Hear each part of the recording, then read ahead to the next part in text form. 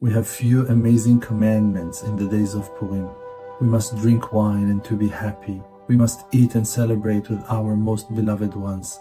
But the most important mitzvah of them all is not to forget the poor. That we won't find ourselves sitting and celebrating on our fancy tables while other people are suffering, agonizing in grief, sorrow, fear, or pain. For that our holy sages commanded us with two great mitzvot, special for Purim. One is Mishloach Manot Ish Lere'eu, to send gifts to our friends, and the main gift that we should give on day of Purim is food charity. And the second one is Matanot La'evyonim, gifts to the poor, to give them charity, to give them funds for their holiday.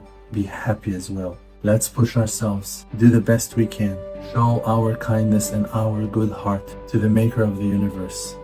Thank you for choosing us and counting on us to be your long arm in this great time, in that unique and special opportunity.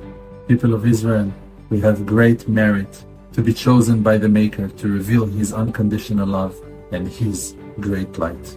May you know only happiness from these days of Purim forever and evermore. Amen.